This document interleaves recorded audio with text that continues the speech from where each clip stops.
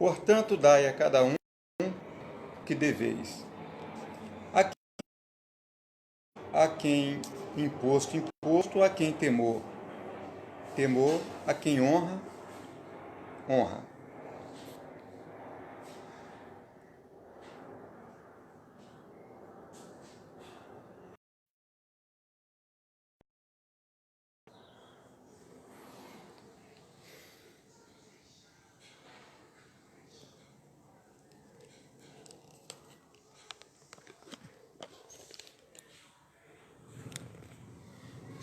Hoje eu quero voltar a Romanos 13, não para falar acerca de um tema social. Hoje eu quero falar sobre a Bíblia. A Bíblia num tema teológico. Que não deixa de ser interessante, porque nós, como pessoas que conhecemos a palavra, nós precisamos também entender o sentido da Bíblia. O que a Bíblia nos ensina? Como regra de fé e prática. Nós temos a Constituição brasileira como regra de lei no nosso país. Nós temos a Bíblia como regra de fé e de prática, como lei para quem segue a Cristo. As Escrituras. Então, Romanos 13 vai falar novamente, voltando ao tema sobre a questão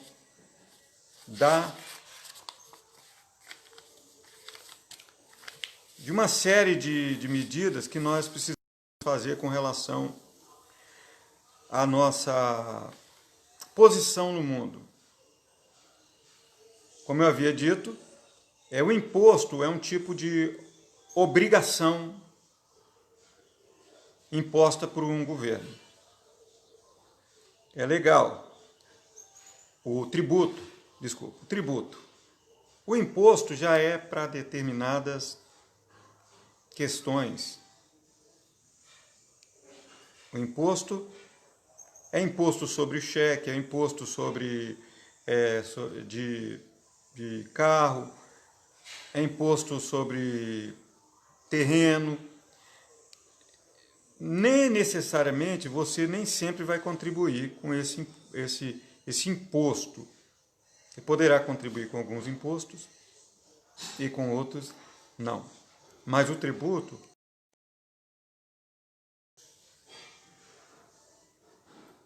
então o tributo é a base para o imposto.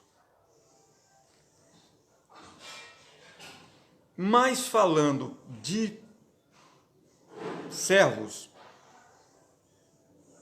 eu destaquei a questão do temor. Temor é por respeito. Tributo é imposição, imposto também é uma obrigação. Temor é respeito. E honra é diferente. Honra, a pessoa não precisa ser rico, a pessoa não precisa ser sábio, a pessoa não precisa ser dono de um banco, a pessoa não precisa ser nada. Você está honrando ele. A quem honra, honra.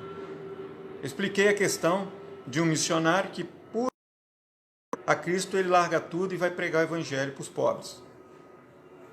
Mas ele tem uma virtude, uma riqueza interior. Então,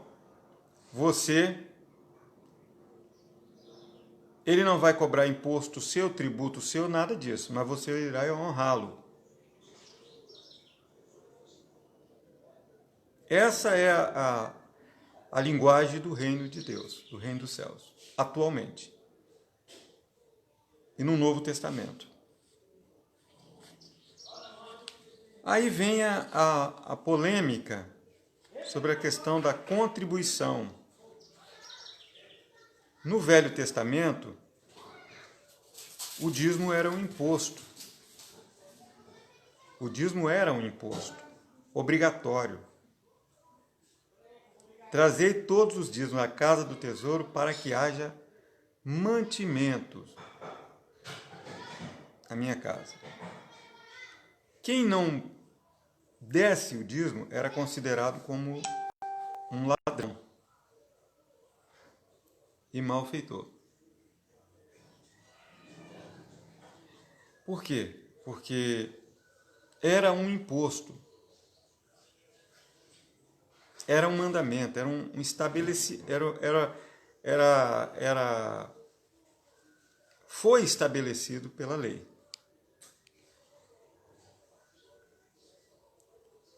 Só que quando, à medida que no livro de Salmos e no Novo Testamento, eles usavam um princípio diferente, era o princípio da honra. Não era o princípio do imposto. No Salmos era a honra. Ele não falava muito, Davi, Salomão,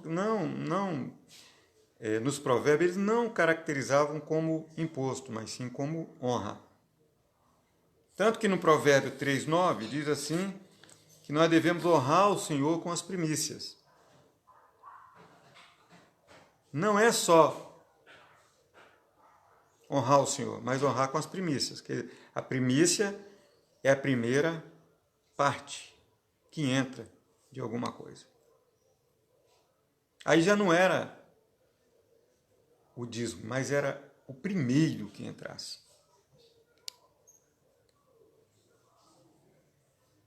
Deus tinha que ser em primeiro lugar. Se fosse honrar, honrasse, mas em primeiro lugar. Deus precisa disso? Não. Deus não precisa. Por quê? Porque, segundo Ageu 2,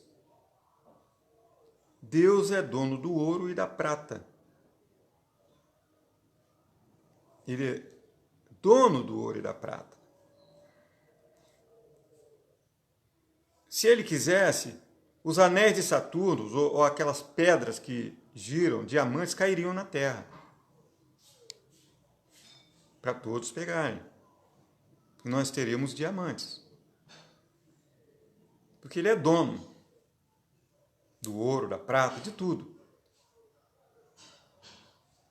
Mas, no tocante a ser humano, o homem precisa. O homem precisa. Então, como o homem não é um Deus, o homem é um servo de Deus, ele não é Deus. Então ele não tem esse poder de fazer cair pedra, diamante, essas coisas, não. Ele vive conforme uma lei humana. E como homem, ele precisa. Precisando, ele deve ser honrado. Aí entra o princípio da honra. Não é mais imposto, tomando como imposto. Não. Antes, na lei, era um imposto. Era obrigatório. Quem não desse era ladrão. No princípio de honra, não. Você não é ladrão. Você não der.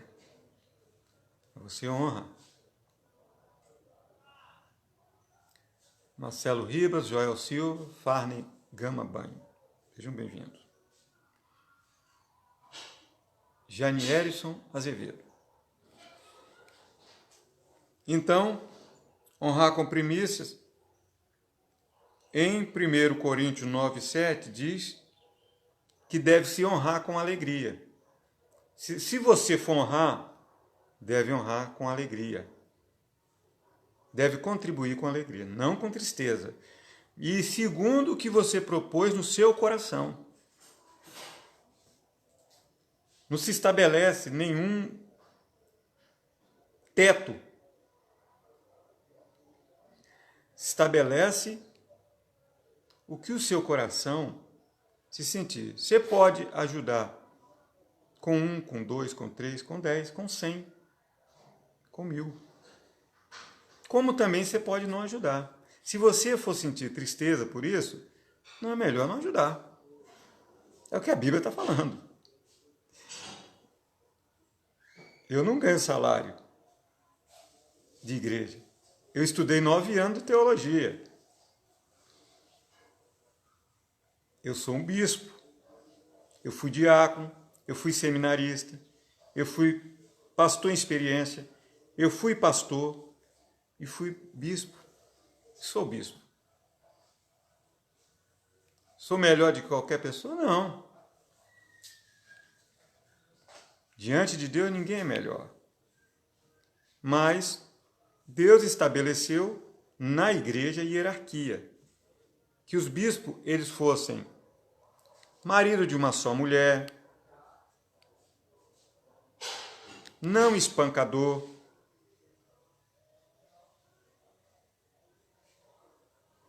não dado a muito vinho,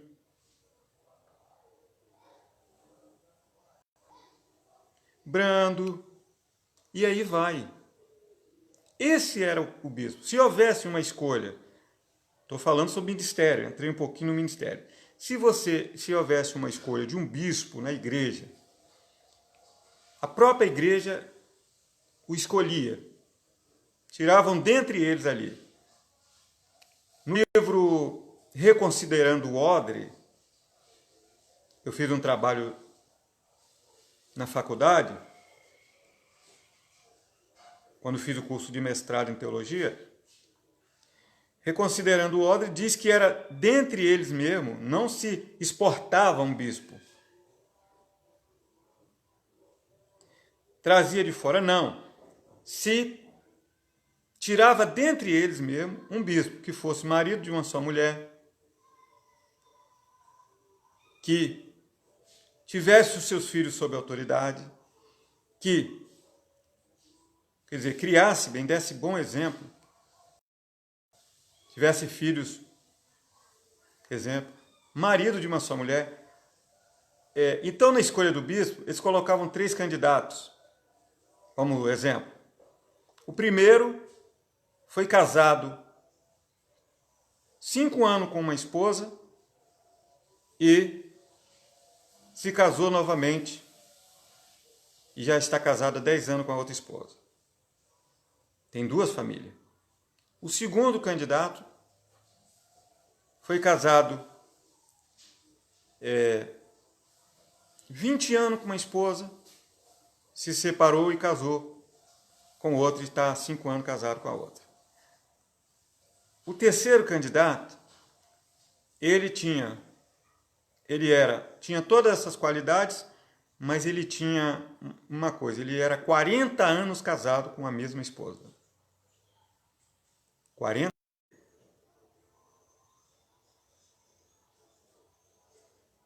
Isso aí, Farney. Na escolha ele ganharia por quê? Porque ele era um homem que tinha um equilíbrio emocional.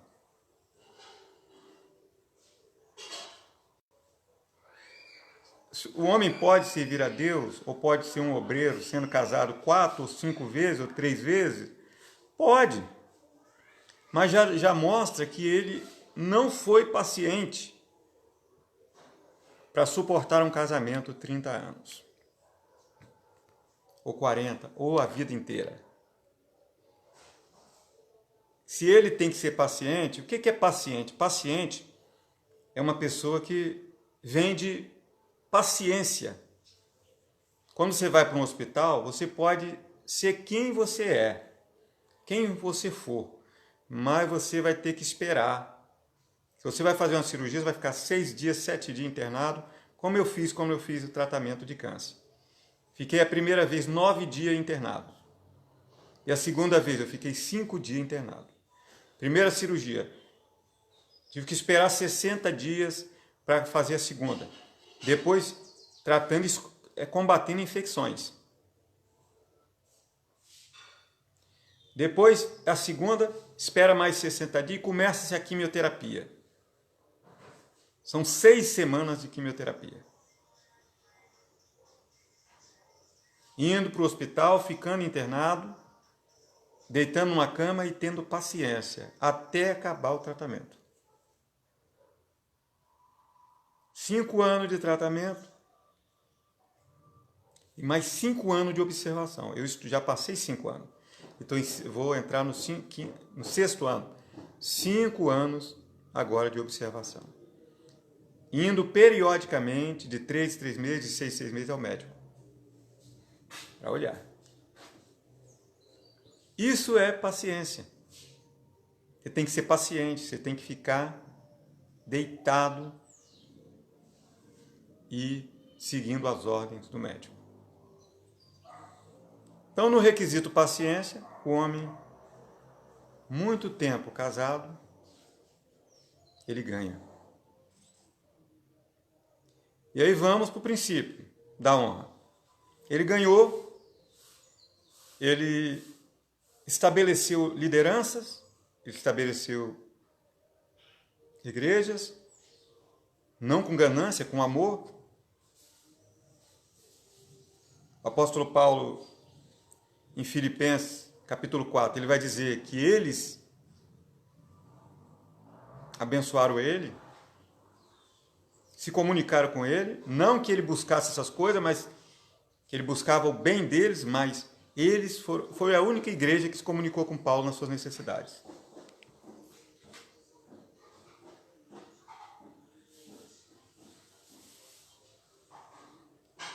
Eu estou falando tudo isso para diferenciar o dízimo no Velho Testamento por um período tributo, que considerava ladrão quem não dava, e o dízimo no Novo, o dízimo nos dias atuais e o dízimo no Salmo. Era uma espécie de honra. Honra. Que você honrava a pessoa com as suas primícias. Ou, segundo Coríntios 9, 7, com o que você quisesse.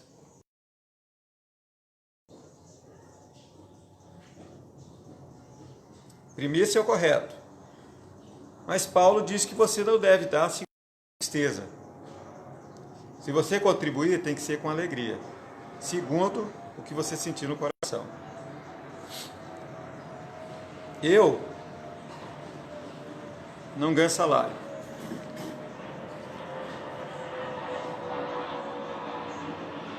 Sempre trabalhei fora.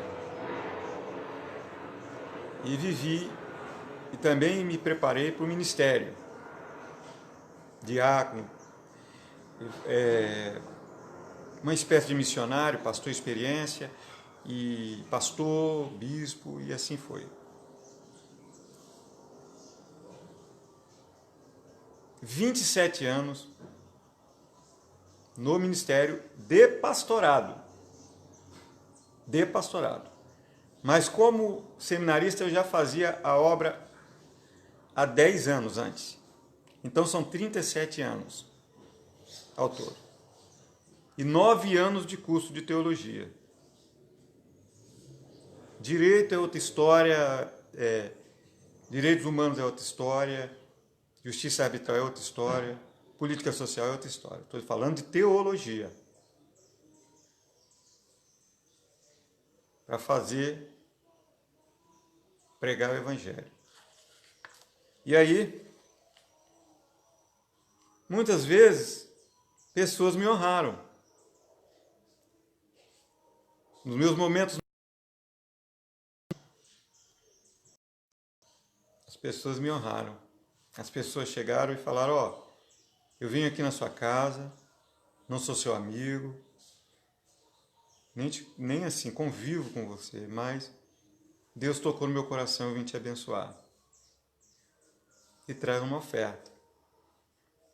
Nos momentos mais difíceis da minha vida, Deus levanta alguém para me ajudar. Eu não preciso falar, eu não preciso ficar pressionando ninguém na parede para me dar dinheiro.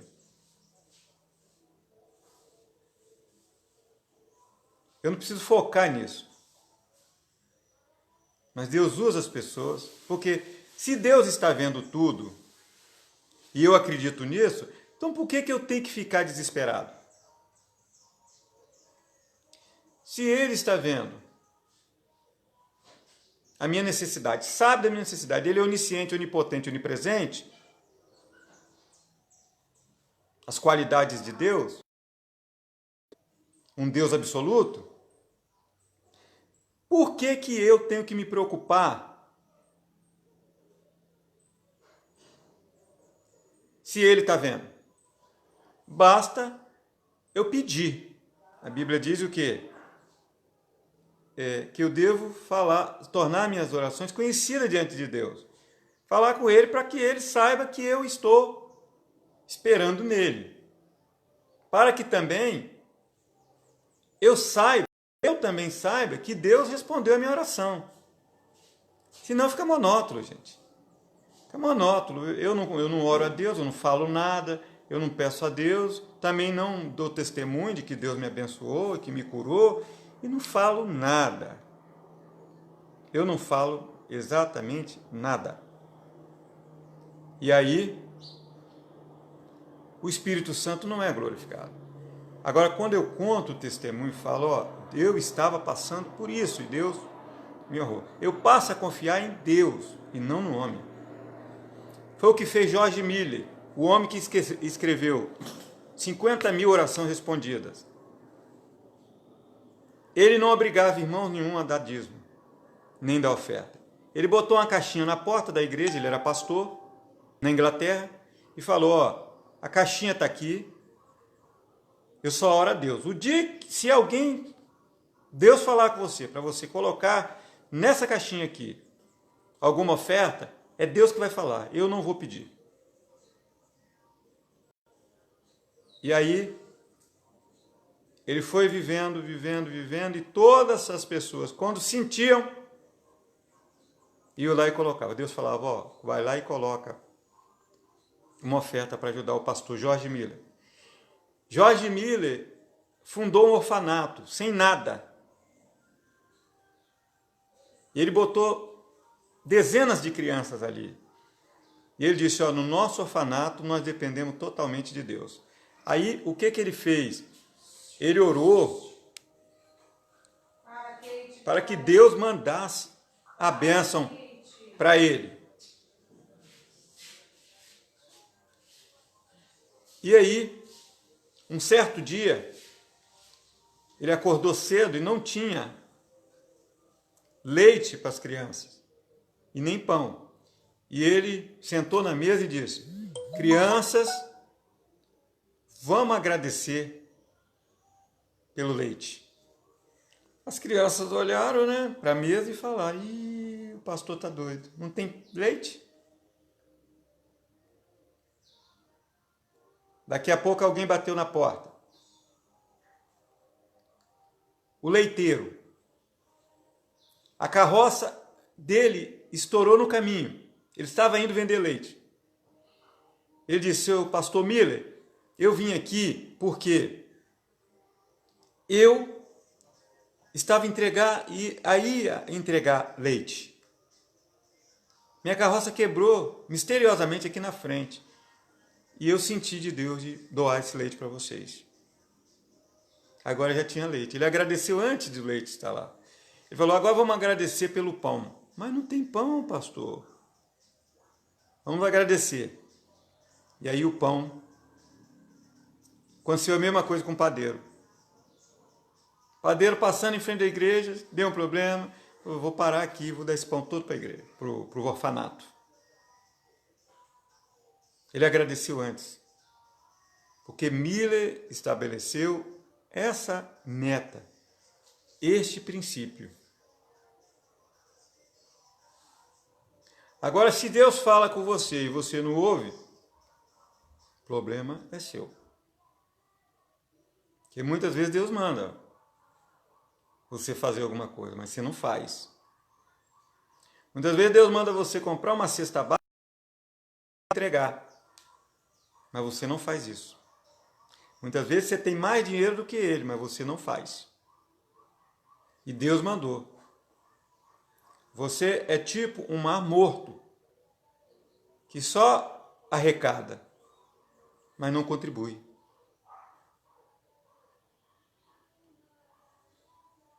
Você nunca pode ajudar ninguém. Deus manda se ajudar, mas você se ajuda a você mesmo.